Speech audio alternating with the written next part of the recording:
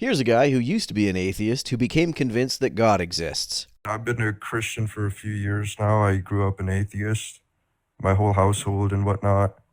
And I've seen, God do major work in my life. One of the big things is that I was lustful, and now it's God is cleaning that away from me. He's taking that away from me, and that to me is miraculous because I never thought that would be a possibility for me. What's more likely, that your libido waned as you aged, or that a timeless, spaceless, magical ghost took your sex drive away?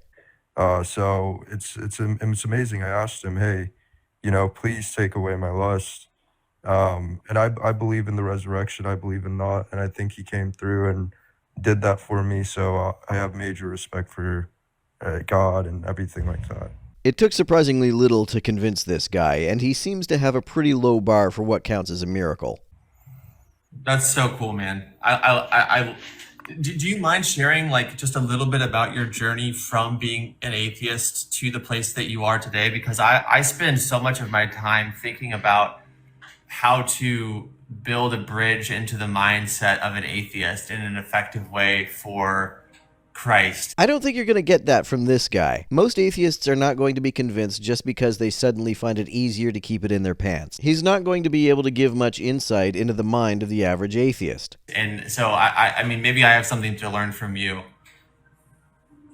So I looked at the historical record of Jesus, and that's how I came from being an atheist to a Christian initially. Oh, so it wasn't the libido thing. Just reading the Bible convinced you. That's obviously not going to work with the many atheists who have already read the Bible. That was the big focal point for me. I actually didn't even know much about Jesus. I didn't ever think about whether or not he was a real person or whatever. I was just completely apathetic to that whole thing. But then I started to learn more about Jesus. And over the last few years, I've looked very deeply into the resurrection. And to me, it's so amazing what Jesus was able to accomplish there. If he actually rose from the dead, that would be an impressive achievement, but I'd have to believe it happened before I could find it impressive. And even if I were convinced that it happened, that wouldn't convince me that Jesus was God. The mere fact that a guy can do seemingly magical things like heal the sick or rise from the dead does not mean that he is all-powerful. Even if he genuinely has supernatural powers, that wouldn't mean that he has all the powers. I mean, first and foremost, the whole message of God raising his son and then exalting him to his right hand, that's beautiful. Beautiful and convincing are two very different things for me. Apparently less so for this guy. Also, what does the right hand thing mean? Isn't the Father an immaterial spirit? How could he have hands? And why the right hand specifically? But also, when we look at the evidence, right, you got this widespread of people. You got an enemy like Paul. You got James, who is, you can argue is a skeptic of Jesus. You got the disciples. You got this widespread of people, and individually and in groups, seeing Jesus after he was crucified. You have people claiming that they saw Jesus, and apologists love to bring up the passage in the epistles when Paul says that Jesus appeared to 500 people, because it sounds impressive, but the only record that this appearance occurred is that Paul said it occurred. Paul himself doesn't even claim to have been there, so this is hearsay. Now that's pretty big time stuff, and when I tell this to other people, some people resonate with it, others don't. But to me, that really resonated with me as an atheist. I'm starting to doubt that this guy was ever really an atheist. If he was, he has some of the worst critical thinking skills that I've ever seen in an atheist. Also, fine tuning, like Hugh Ross. I don't know if you talked to him on your channel. I love you, Roth. Yeah, Hugh Ross was, I didn't like the creationist stuff, like the young Earth stuff. So I was looking for people too that held the same like beliefs that I would if I were to be a Christian, which is like I believe in evolution and all of that. And Hugh Ross with the fine tuning stuff, that was awesome. And I find the argument from fine-tuning to be self-defeating. It relies on the premise that life in the universe would be impossible if the parameters and constants of the universe were even slightly different. This premise could only be true if there is no God. If an all-powerful God exists, he has the power to put life into a universe with any set of parameters, so it isn't true that life would be impossible if these parameters were different. his passion and the passion of all of these people, like even Cliff and stuff, like these people are really helping a new generation become Christian. Um, Yeah. But then I looked into the historical stuff. That's the stuff, and that widespread of belief amongst all of these people and individuals and groups and all of that stuff. That to me was amazing. Myself, I don't find ad populum arguments to be quite so impressive. And also, something I figured out was, the disciples saw Jesus in a group, and I think we have really good evidence of that. We got Paul's letter to the Corinthian church where he says Jesus appeared to the 12. You can argue that he's talking about a group appearance. You got the Gospels that say that Jesus appeared to them in a group. So I think the disciples themselves claim that Jesus appeared to them in a group. We don't know what the 12 apostles claimed because we don't have any first-hand accounts from any of these disciples. The Gospels were written anonymously and were unlikely to have been written by illiterate fishermen like the disciples. And what I learned about collective hallucinations, there's actually a paper that I was reading. The vision is never seen by all who are present, but with the disciples, all who were present at that time saw Jesus. The only record we have of this was written by someone who very likely was not there. So that type of stuff doesn't happen. We don't have anything in history that could, that's anything comparable to that. So there's a lot of stuff with the resurrection that for me really made me a believer. I doubt it's true that there's nothing in history comparable to that. Lots of people claim to have witnessed the miracles of Sathya Sai Baba, for example. But even if the accounts were unique, mass hallucination wouldn't be more unusual than a guy actually rising from the dead. That still seems far less probable. You know what else is really interesting that I've been thinking about in just the last couple of days? And I want to be clear, I'm not equating the two events other than in the sense that I'm about to describe.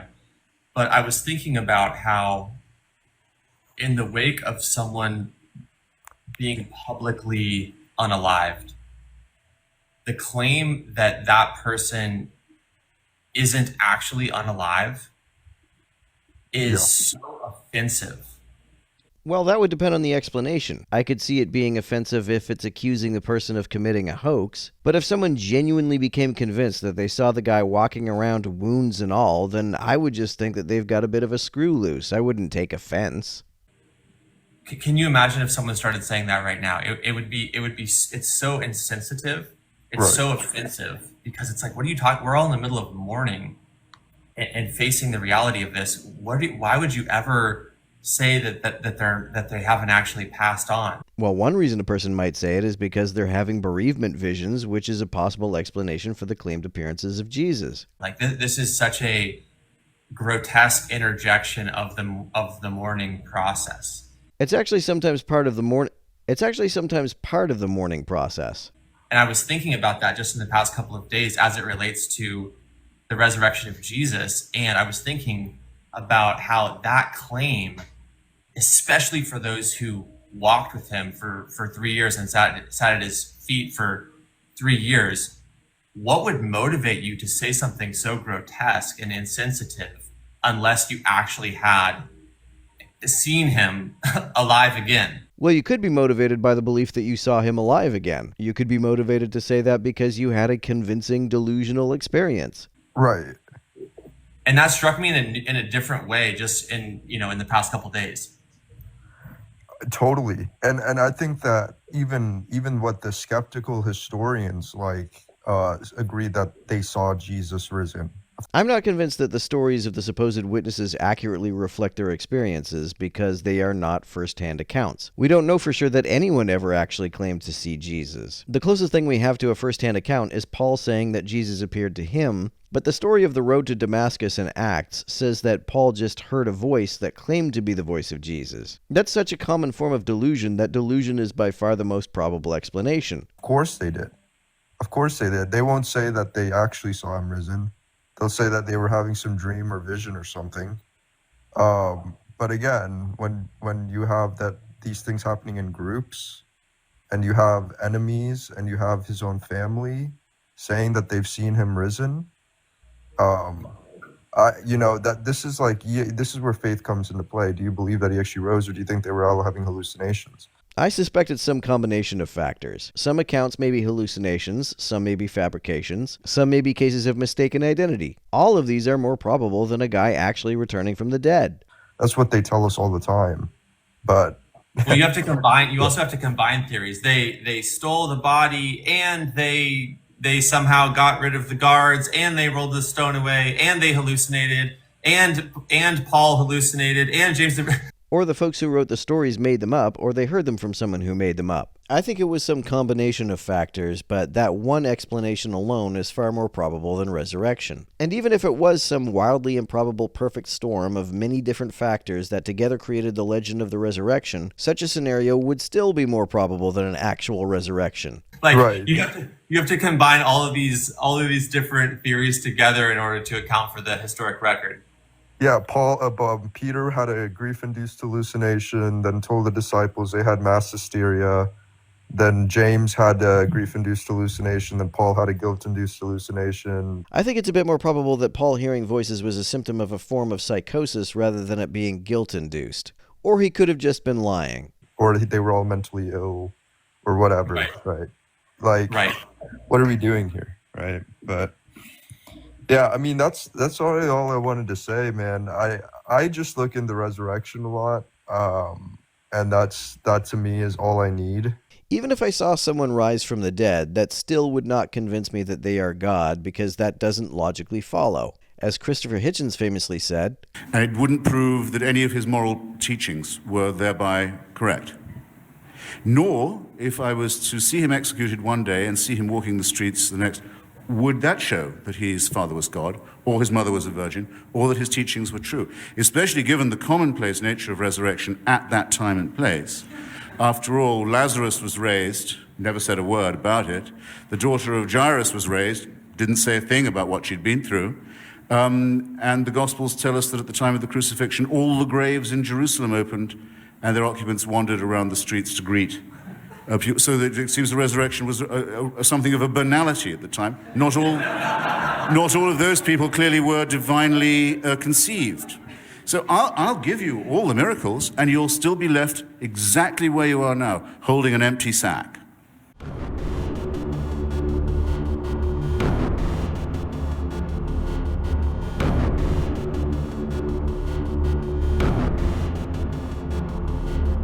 to everyone who helps me out on Patreon, you're a big help. Thanks so much.